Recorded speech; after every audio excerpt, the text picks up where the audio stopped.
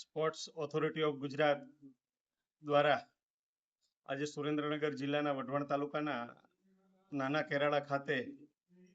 District sports complex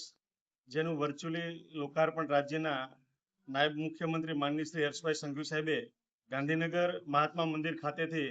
કર્યું છે, ત્યારે એના ભાગરૂપે આજે સુરેન્દ્રનગર જિલ્લાના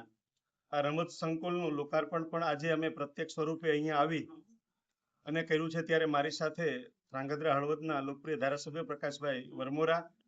સુરેન્દ્રનગર મહાનગરપાલિકાના મેયર શ્રી રાકેશભાઈ રાઠોડ સહિતની જે સમગ્ર ટીમ છે ચૂંટાયેલી અને સંગઠનની, એમની પ્રેરક ઉપસ્થિતિમાં અહીંયા લોકાર્પણ થયું છે। અમારા જિલ્લાના જે પ્રતિભા સંપન્ન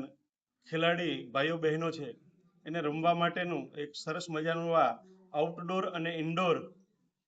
જે સંકુલ તૈયાર થયું છે।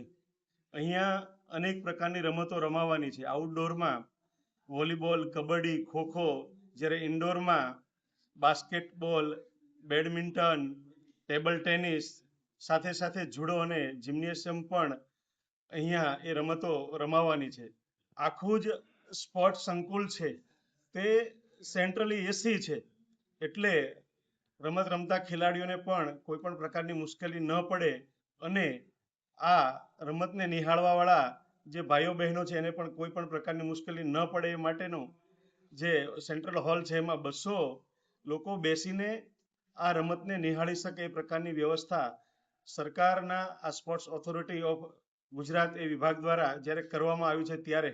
રાજ્યના માનનીય મુખ્યમંત્રી શ્રી ભૂપેન્દ્રભાઈ પટેલ સાહેબ અને નાયબ મુખ્યમંત્રી શ્રી હર્ષભાઈ સંઘવી સાહેબનો હું હૃદયપૂર્વક આભાર માનું છું કે અમને જિલ્લા કક્ષાનું આ સ્પોર્ટ્સ સંકુલ આપી અને અમારા જિલ્લાના જે પ્રતિભા સંપન્ન ખેલાડીઓ છે અહીંયા રમી શકે અને પોતાની પ્રતિભા દેખાડીને રાજ્ય કક્ષાએ, નેશનલ કક્ષાએ ને ઇન્ટરનેશનલ કક્ષાએ એ રમતમાં જઈ શકે એ પ્રકારની શુભેચ્છા પણ હું પાઠવું છું। આમ તો 22 કરોડ રૂપિયા મંજૂર થયેલા, 20 કરોડની વહીવટી મળેલી અને 18 કરોડ 45 લાખના ખર્ચે આ સ્પોર્ટ્સ સંકુલ તૈયાર થયું છે।